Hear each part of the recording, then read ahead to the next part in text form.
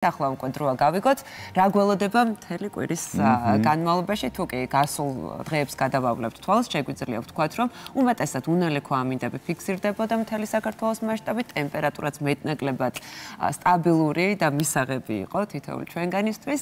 ნახოთ, რა გველის ამჯერად ამ კვირის განმავლობაში ამ ყველაფერს უკვე ელენე მირიანაშვილი ქალბატონ დოდო გვაზავასთან ერთად გაგვიზიარებს.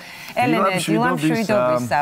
აბა სიტყვა კეთილს საიმედო. დილამშვიდობისა საქართველოს მოგესალმებით ორშაბათია, რაც იმას ნიშნავს, რომ მე დილას გარემოს ეროვნულ სააგენტოში სტუმრობით ვიწყებთ, რადგან ტრადიციულად მთელი კვირის ამინდის პროგნოზი გაგაცნოთ, თუმცა მანამდე გასული დღეები უნდა შევაჯამოთ და ვთქვათ, რომ სრულიად საქართველოში არამდგრადი ამინდები ფიქსირდებოდა, უმეტესად წვიმიანი იყო განსაკუთრებით დასავლეთ საქართველო და ჩვენ ახლა უნდა გავარკვიოთ, შენარჩუნდება თუ არა ეს მოცემულობა ამ კვირაშიც, ტემპერატურა დაიკლებს თუ პირიქით მოიმატებს. ამ ყველაფერზე კი ჩვენ ტრადიციულად, რა თქმა უნდა, საუბრება გარემოს ეროვნული სააგენტოს ამინდის პროგნოზების განყოფილების უფროსი დოდო გვაზავა. დილამშვიდობისა. დილამშვიდობისა.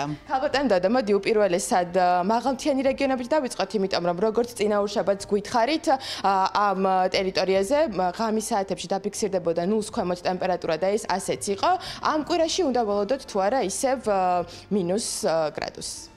დიახ, გასულ კვირას 23-ში იყო შემოჭრა დასავლეთ საქართველოდან, გამოიდარა იქ ცოტათი 25 ოქტომბერს და ღამის საათებში, როგორც იყო ნავარაუდები, მაღალმთიან რაიონებში, განსაკუთრებით სამცხე-ჯავახეთში, მესტიის ტერიტორიაზე და აგრეთვე მცხეთა-თიანეთის მაღალმთიანეთში აღინიშნა უარყოფითი ტემპერატურები. რაც შეეხება ამ კვირას, ეს კვირა შედარებით წყნარიად შეიძლება ჩაითვალოს. დღეს გამოდარებულია მთლიანად მთელ საქართველოში, მიუხედავად იმისა, რომ გუშინ 26 ოქტომბერს უმეტეს რაიონში გაწვიმდა, წვიმდა მაღალმთაში არ მოუთოვია და 29-ში კვლავ ველოდებით საქართველოს უმეტეს რაიონში წვიმიან ამინდს ჰაერის ტემპერატურის დაკლებით. და ამ კვირაში მაღალმთიან რეგიონებში რამდენ გრადუსს უნდა ელოდოს მოსახლეობა? 27-28 ოქტომბერს ჰაერის ტემპერატურა მაღალმთიან რაიონებში დღის მაქსიმალური მოიმატებს, მაგრამ ღამის საათებში მაინც მოსალოდნელია უარყოფითი ტემპერატურა 0-ს ქვევით.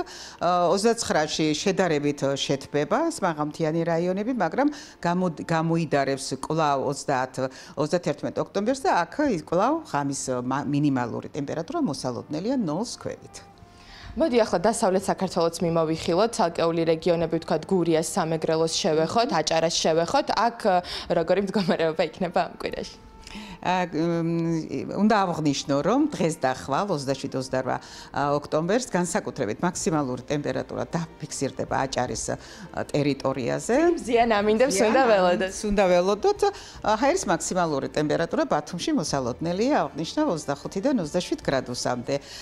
ხოლო სამეგრელოს რეგიონში აქაც მზიანი ამინდია 27-28 ოქტომბერს. ჰაერის მაქსიმალური ტემპერატურა რამდენიმე გრადუსით დაბალი იქნება. აჭარასთან შედარებით თითქმის გაუტოლდება ერთმანეთს მაქსიმალური ტემპერატურა იმერეთსა და გურიაში. აქ 23-დან 25 გრადუსია მოსალოდნელი. ახლა დედაქალაქიც ვთქვათ და ამით დავასრულოთ მოკლედ ჩვენი დღევანდელი ჩართვა.